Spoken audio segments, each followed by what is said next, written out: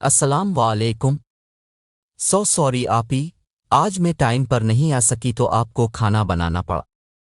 दरअसल एक सेमिनार था तो इसलिए फातिमा ने किचन में आते ही बुशर से माजरत के साथ साथ वजाहत भी दे दी। फातिमा, कितनी बार कहा है ऐसे नहीं किया करो, हम पहले ही तुम्हारे बहुत मकरूज हैं। तुमने हमें अपने घर में रखा, हमें फैमिली का हिस्सा बनाया, मेरे बच्चों के स्कूल के सारे अखराजात भी तुम ही उठा रही हो और भी पत्ता नहीं करना कुछ करती हो, बदले में कुछ तो हमें भी करने दिया करो। बुशर उसकी मशकूर थी, इसके ससुर वहां पर कई सालों से काम कर रहे थे, फिर इसने उनकी फैमिली को भी गांव से मंगवा लिया और उसके शौहर इस घर के गार्ड भी थे और जिसका मुआवजा वो उनकी मेहनत से कई गन्ना ज्यादा देती थी ताकि वो अपनी सेविंग और अपने बाकी अखराजात अच्छे से पूरे कर सकें। बुशर को आज भी याद था जब वो पहले दिन इस घर में आई थी तो फातिमा ने इसे देखते ही आप ही कहा था, जबकि वो बेहद हैरान हुई थी। इसने तो सुन रखा था कि नौकरों के साथ क्या किया होता, लेकिन यहाँ तो ऐसा कुछ नहीं था। न सिर्फ इसने बहन कहा था बल्कि आज तक अपने हर अमल से साबित भी किया था। वो उसे घर के काम वगैरह नहीं करने देती थी, बल्कि वो कोशिश करती कि खुद ही सब काम करे।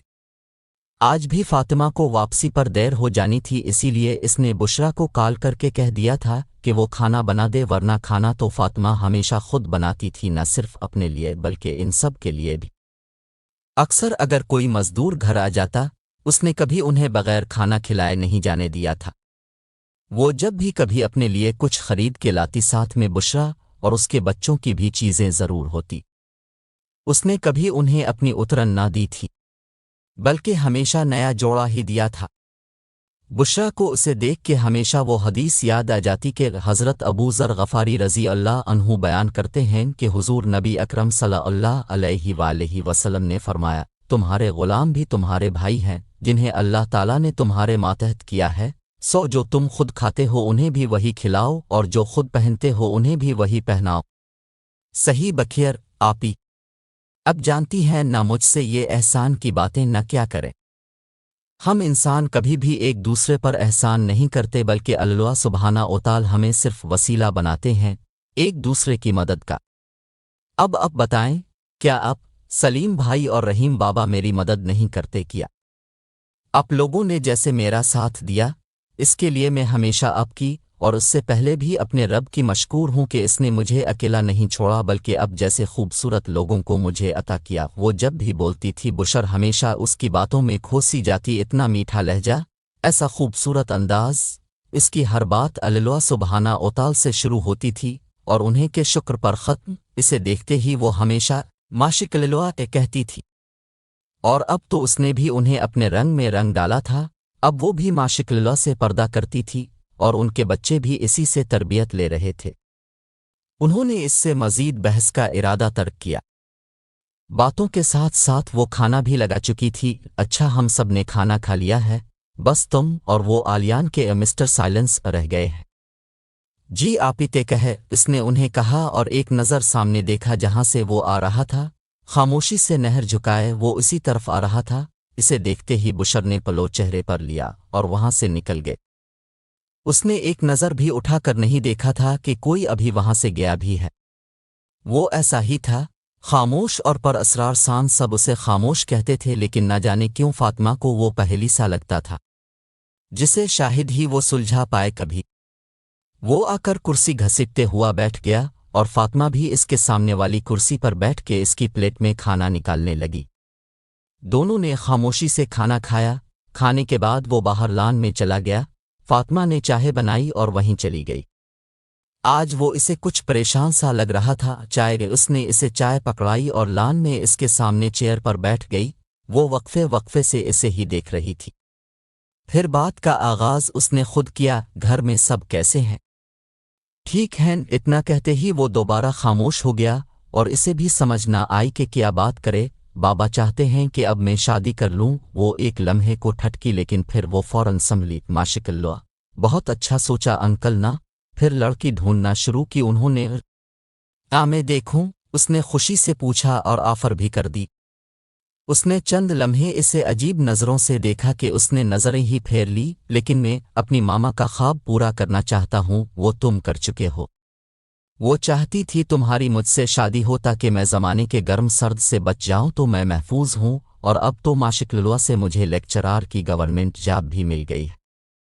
تم میری فکر نہ کرو، مجھ سے نکاح کر کے تم اپنی ماں کو خوش کر چکے ہو، اور دوسری شادی کر کے خود کو اور اپنے بابا کو بھی خوش کرو۔ میں کبھی بھی تمہاری خوشیوں میں رکاوٹ نہیں بننا چاہوں گی، وہ اسے سمجھا رہی تھی کیونکہ وہ جانتی تھی یہ نکاح اس کے بابا کی رضا کے خلاف ہوا تھا۔ وہ تو مان ہی نہیں رہے تھے، پھر نہ جانے کیسے مان گئے، لیکن وہ اسے نہیں پسند کرتے تھے۔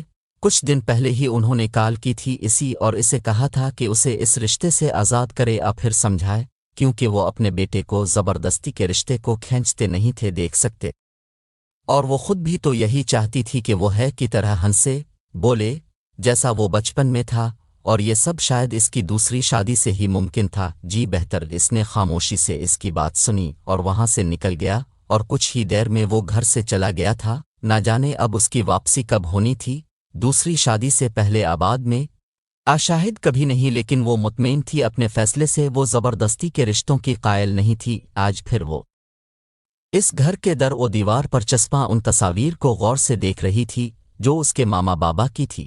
ایک تصویر میں اس کی ماما اور خالہ ساتھ تھی۔ وہ اکثر ہی یہ سب کرتی تھی، اور اگر باہر سے کوئی اسے اس طرح دیواروں کو گھورے دیکھتا تو پاگل کی سمجھتا۔